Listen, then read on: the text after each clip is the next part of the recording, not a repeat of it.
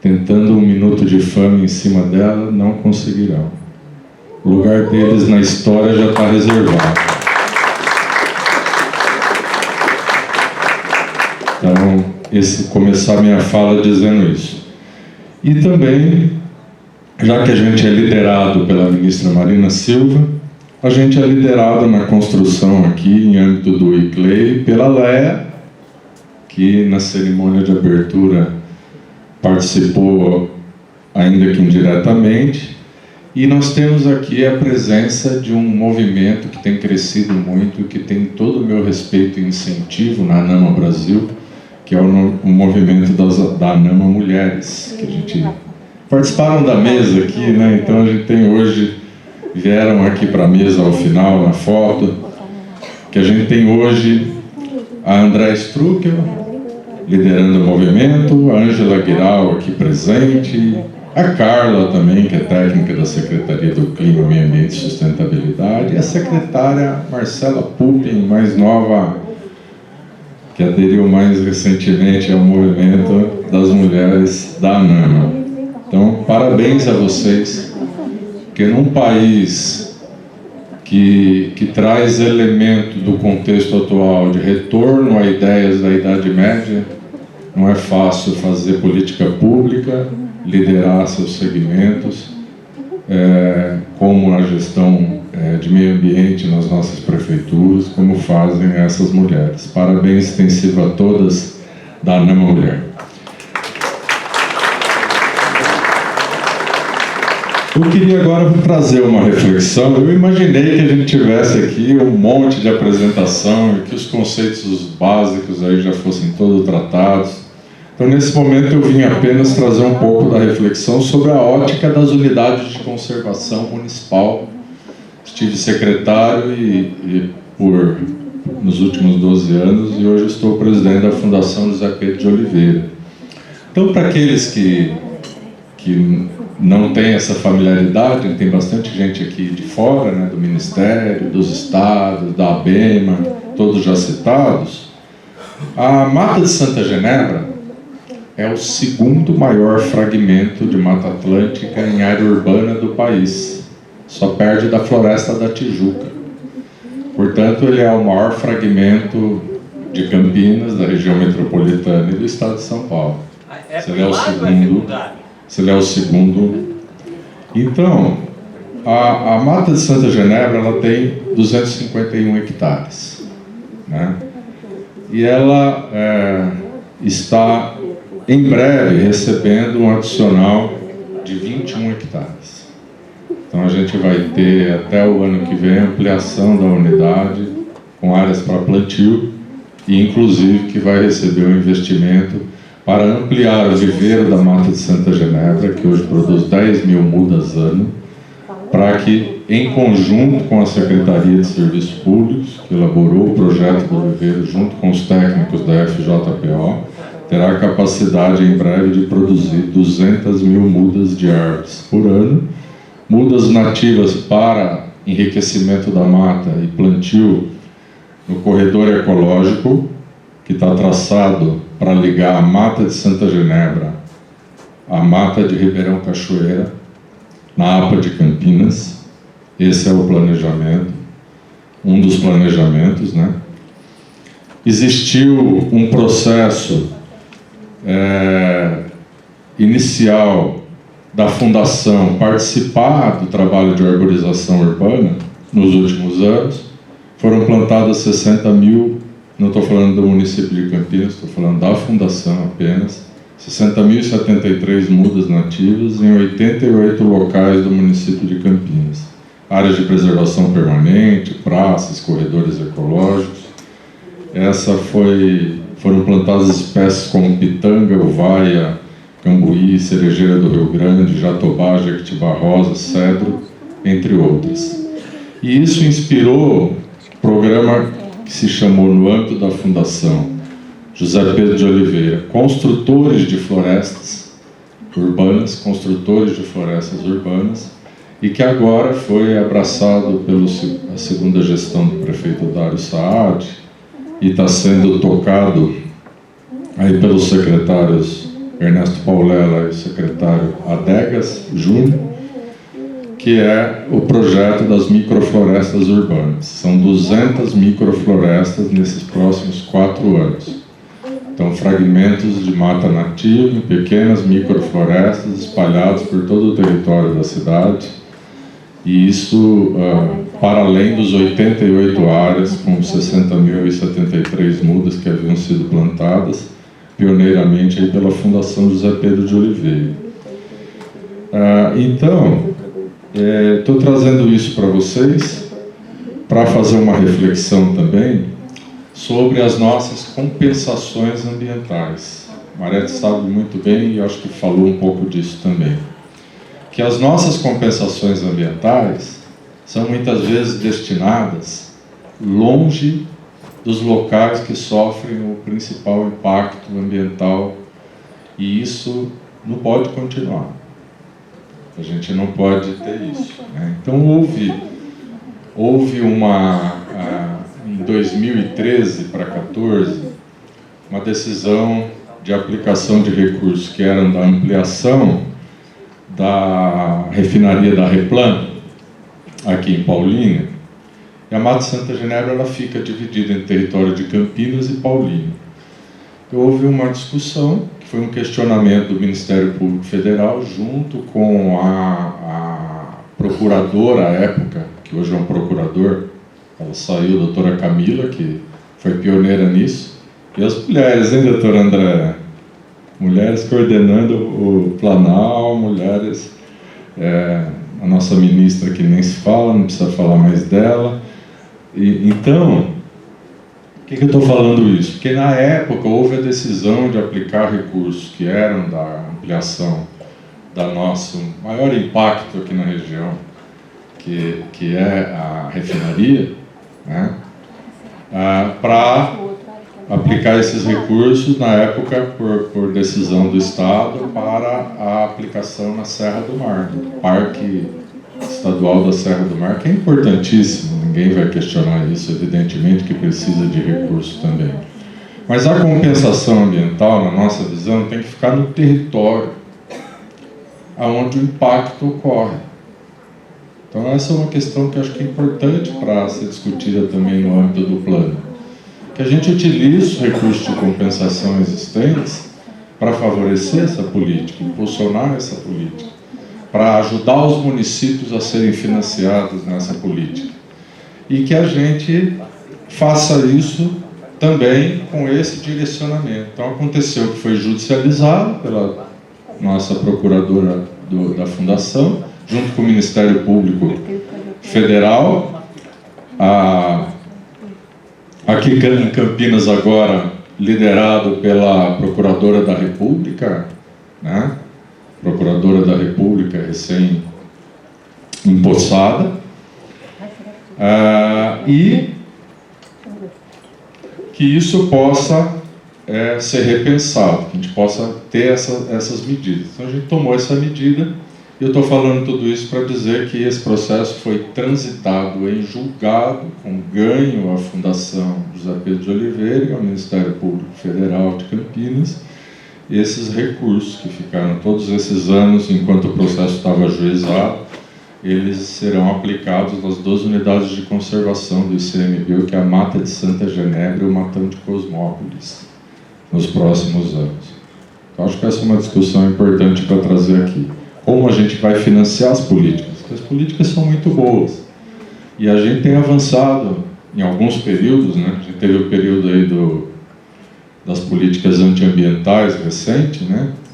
A gente teve pela primeira vez um antiministro do meio ambiente. Isso foi inédito. E agora a gente voltou a ter o Ministério do Meio Ambiente aliado do meio ambiente. Isso é muito importante. Mas as políticas, elas são muito importantes, boas, elas vão dar o nosso norte, essa contribuição dessa publicação da SBAU aqui, sensacional, a gente tem que cumprimentar publicamente, mas nós precisamos do recurso para implementar as políticas.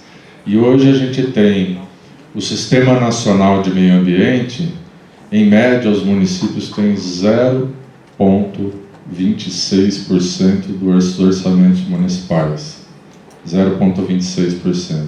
Será que a gente não podia ter pelo menos 0,5% dos orçamentos públicos municipais, uma ideia da ANAMA, para que a gente pudesse implementar, para valer, a parte municipal do Sistema Nacional de Meio Ambiente, do SISNAMA, que foi fundado coincidentemente, foi previsto coincidentemente em 1981 com a Lei da Política Nacional de Meio Ambiente, a 6938, 1981, quando o ex-prefeito Magalhães Teixeira, professor Dr. José Paulo Nogueira Neto, estavam articulando a Unidade Federal da Mata de Santa Genebra, que a criação foi em 1981 da fundação, quando a Jandira Pamplona, que era a viúva do falecido José Pedro de Oliveira, né,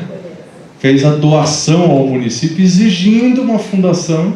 Surgiu porque ela doou a mata, exigindo a criação da Fundação José Pedro de Oliveira, que levou o nome do seu falecido esposo. Isso aconteceu com o apoio do Magalhães Teixeira e com o apoio do professor Dr. Paulo Nogueira Neto, que é o grande pioneiro da política ambiental do Brasil, como todo mundo sabe. Então, estou falando isso porque as políticas são fundamentais, os planos são fundamentais, mas que a gente saia com um componente de financiamento dessa política muito forte no Planalto, para a gente entender como isso vai acontecer, e que a gente possa, aproveitando que o meio ambiente voltou para a pauta, né, para a pauta ministerial, né, que a gente não tenha a situação de um ministro estar investigado por tráfico de árvores, né, derrubada de árvores e corte ilegal de árvores, né, como aconteceu infelizmente, e que a gente possa então aproveitar para discutir como efetivamente a gente vai replicar oportunidades, como são as unidades, a parceria entre municípios e o governo federal para novas unidades de conservação municipal, e como a gente vai financiar tanto o Sistema Nacional de Meio Ambiente, que meu amigo Fábio Feldman,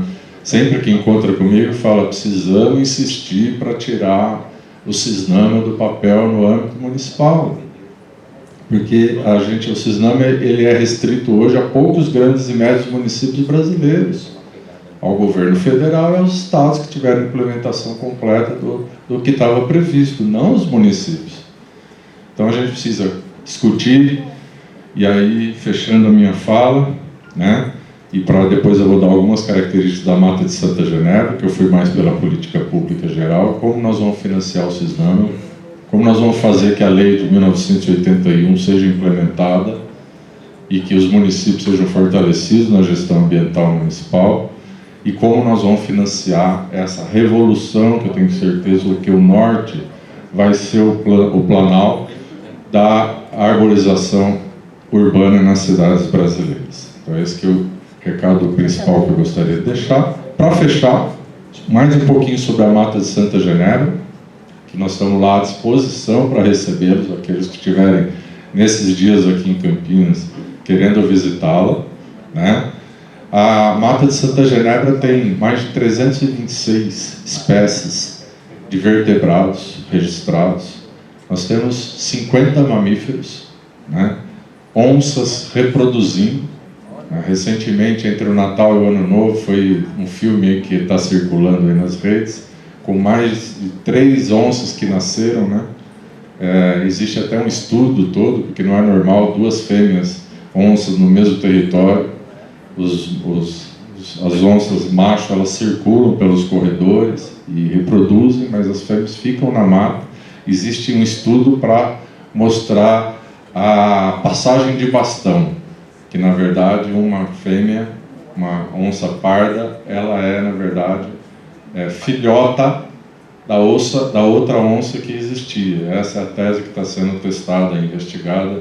Nós temos 26 projetos de pesquisa com Unicamp e PUC sendo as universidades mais destacadas, né?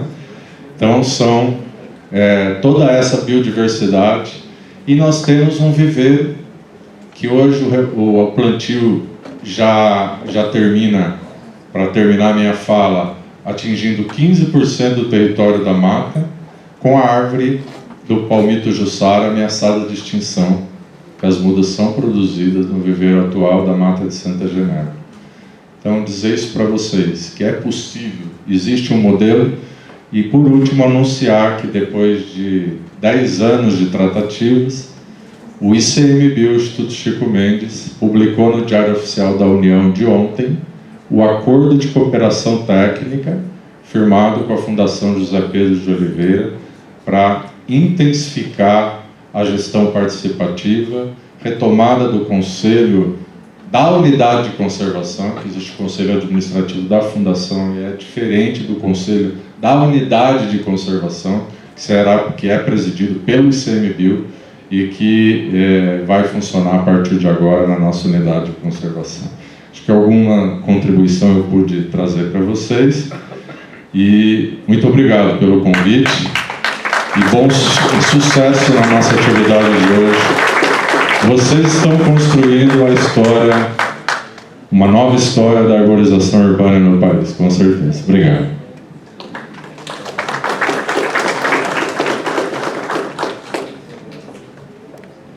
Obrigada, Rogério.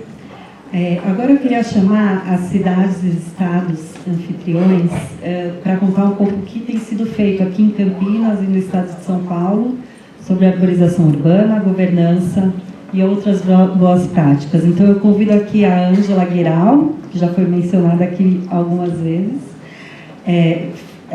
da Secretaria Municipal do Clima, Meio Ambiente e Sustentabilidade de Campinas.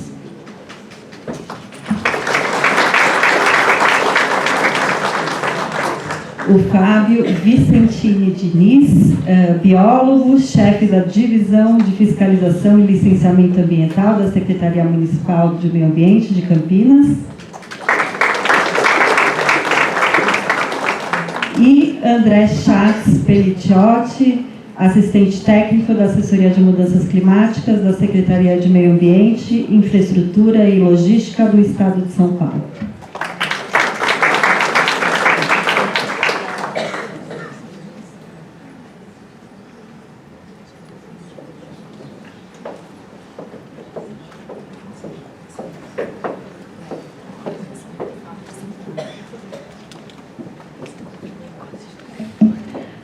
Perdão, o Fábio é de Santa Bárbara do Oeste. Obrigada.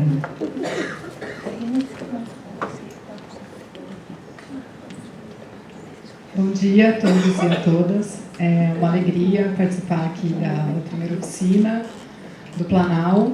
E a gente traz aqui a missão de contar um pouquinho de algumas experiências, né? A gente teria esse espaço para contar algumas experiências sobre a arborização da cidade, que está sediando o evento de Campinas.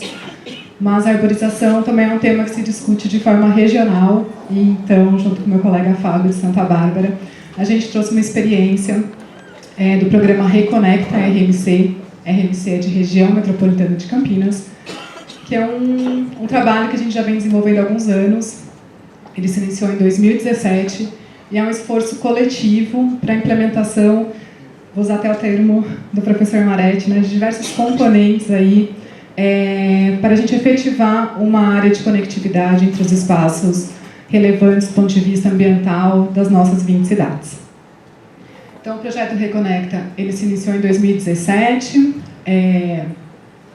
como um esforço ali, né, de uma vontade das cidades, principalmente das equipes técnicas, das secretarias de meio ambiente ou diretorias, né, como já foi muitas vezes aqui reforçado hoje pela manhã, a maioria das secretarias não consegue ter um tempo de dedicação para o planejamento, estão ali trabalhando nas atividades fim, né, e isso faz com que o tempo técnico ali de preparação, de olhar para as políticas públicas, de conservação da biodiversidade local, ela acaba ficando no segundo plano.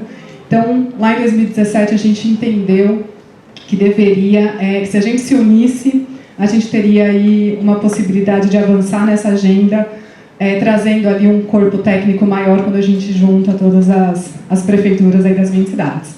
Então, a partir de 2017, inicia aí o programa Reconecta RMC. Ele se iniciou em junho, então aí a gente já tem, né, fazendo aniversário neste mês. E em dezembro do mesmo ano, a gente assinou um termo de cooperação técnica para as ações aí de biodiversidade, de proteção da fauna e flora local, com os 20 prefeitos. Então, a gente tem um compromisso político também, não só técnico, né? Tem esse arranjo formal, que já foi inclusive renovado e que conta também hoje com a assinatura do Governo do Estado e a Agência Metropolitana de Campinas, que também está presente aqui hoje. E aí, então, a gente veio trabalhando desde 2017 no desenho da nossa área de conectividade. Então, em laranja aqui a gente tem os limites das 20 cidades, mas em verde a gente tem a área de conectividade da região metropolitana. Então, essa área de conectividade, ela não é formada só, né, quando a gente fala muito de conectividade, nos vem à cabeça os corredores ecológicos. Mas a gente está falando de uma região metropolitana que tem cidades com características muito diferentes, cidades que são mais rurais, cidades que são 100% urbanas. Então, como que a gente fala de somente corredores ecológicos se a gente tem realidades muito, de fato, diferentes? Então, a gente veio discutindo e entendeu que a nossa área de conectividade aqui desenhada, ela conecta as unidades de conservação, parques públicos, bacias de abastecimento de água, né, de água para a população. Então, cada cidade foi desenhando, entendendo ali o que era importante conectar, esses remanescentes, a Mata de Santa Genebra, como, né, um dos principais focos ali de conexão que estão contemplados nesse traçado. E então a nossa área de conectividade, a partir desse desenho, se discutiu, e aí a gente teve o apoio do ICLEI também desde o início, a partir do projeto Interact Bill, que fortaleceu o desenho e a discussão do plano de implementação da área de conectividade, que foi lançado em 2021. E ele teve aí a participação da academia, da sociedade civil. A gente tivemos que fazer online, né? Foi ali no âmbito da pandemia, mas essa discussão aconteceu com mais de 120 atores, 7 workshops aí online que a gente veio discutindo como se deveria implementar, então, esse traçado, né? Nossa área de conectividade. E dali surgiram algumas estratégias, né? Ou pilares que a gente chama. Então, o primeiro pilar é o de arborização urbana. Então, ali a gente já entendeu que a arborização não podia ser só discutida ali no âmbito local, isoladamente de cada cidade, mas que deveria ser uma discussão ali regional, entendendo também, novamente, as especificidades de cada cidade, mas trazendo métricas e parâmetros ali muito específicos, né, principalmente com destaque ali para uma questão mais de espécies nativas, que o Fábio vai depois trazer para vocês com mais detalhes o que a gente vem discutindo em relação a esse pilar. Tem os parques lineares também, como já foi citado, os corredores ecológicos, a proteção da fauna silvestre, porque também a gente está trabalhando de conectividade. O Rogério aqui acabou de comentar, né, da presença das onças, né, na Mata de Santa Genebra, e elas transitam, elas não estão só dentro da mata, né, elas acabam transitando entre outros fragmentos, e aí elas têm que atravessar por rodovias, e aí que a gente tem que pensar também em outros arranjos, como as passagens de fauna.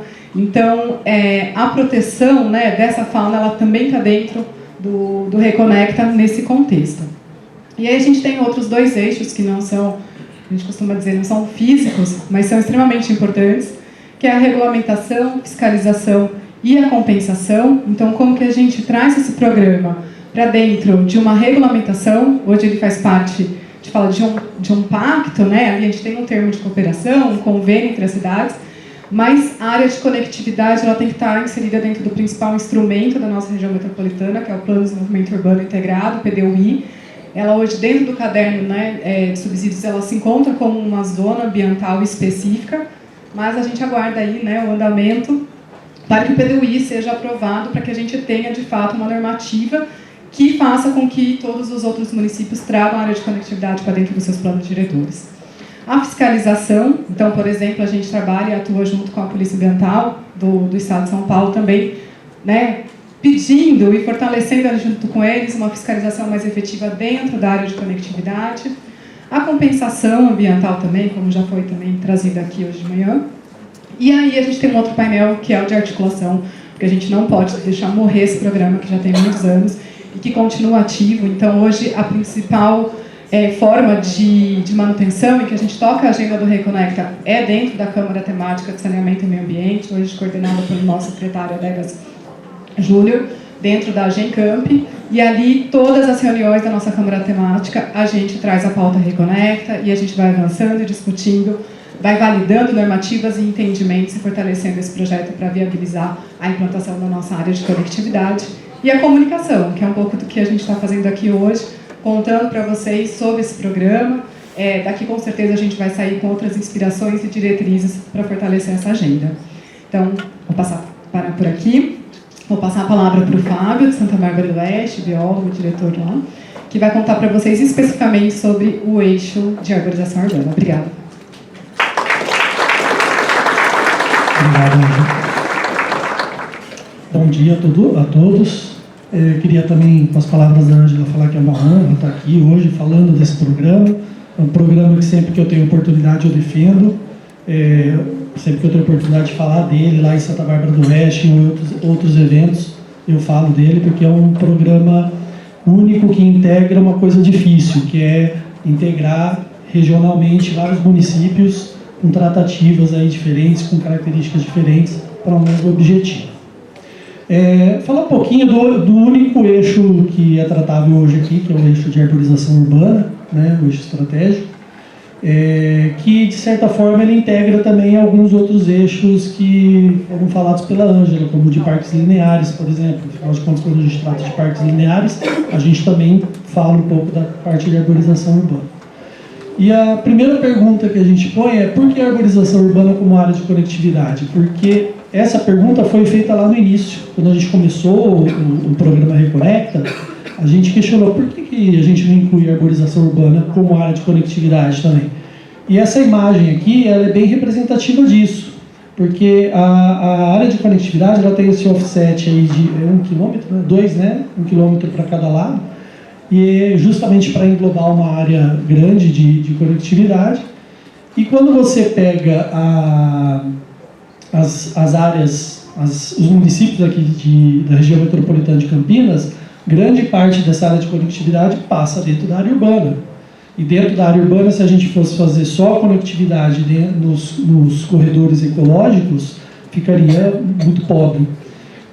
A arborização urbana, ela acaba servindo como conectividade também, né, como os chamados stepping stones, né, os puleiros aí para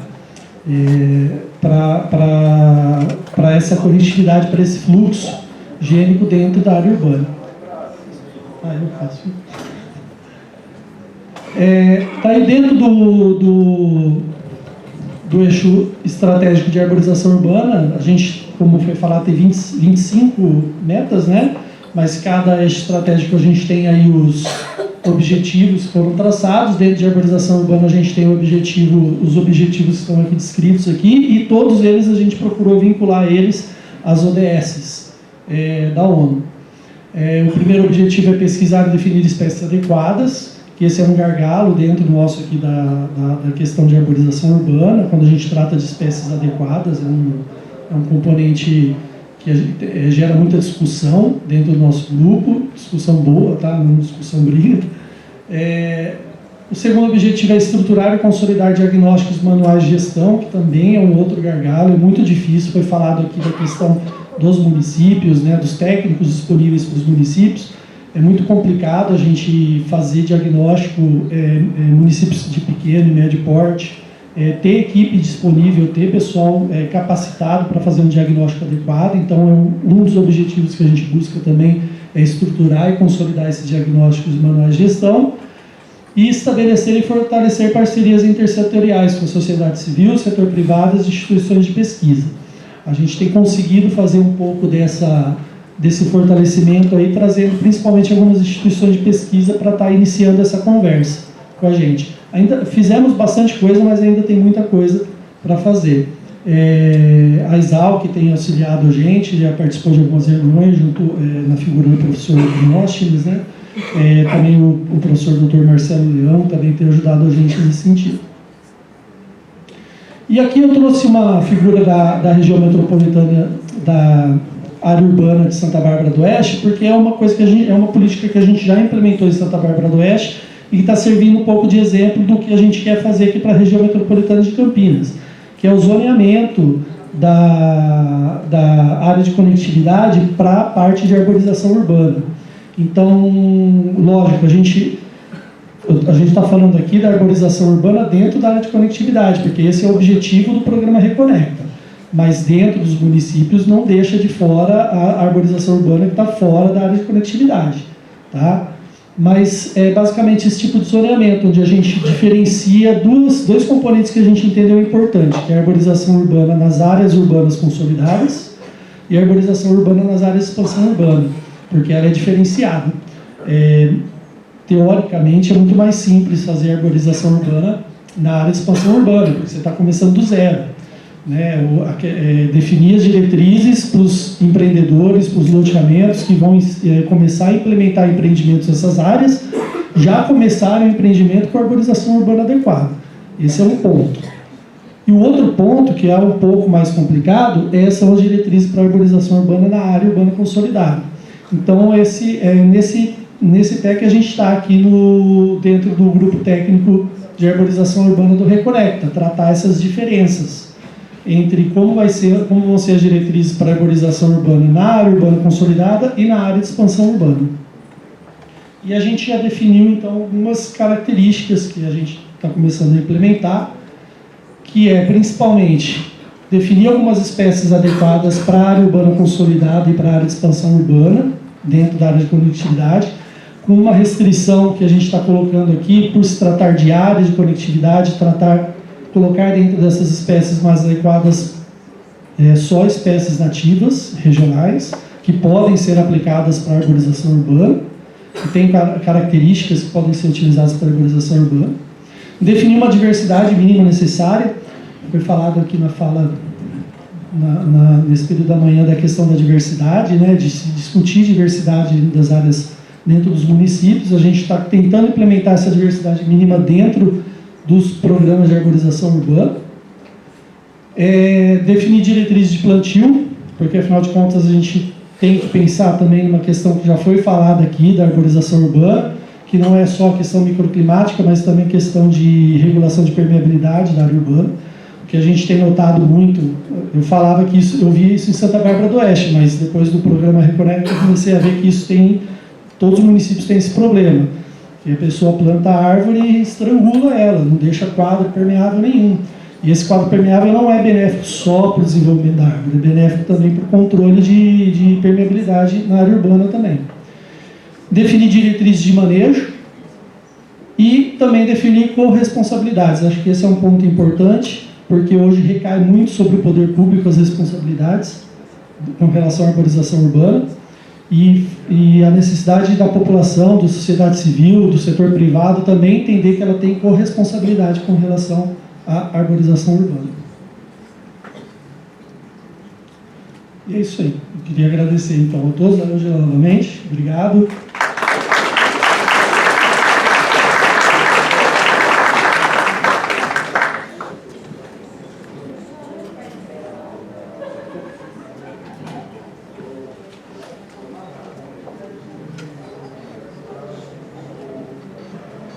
Pessoal, mais uma vez bom dia. Eu vou ser bem breve, imagino que todo mundo já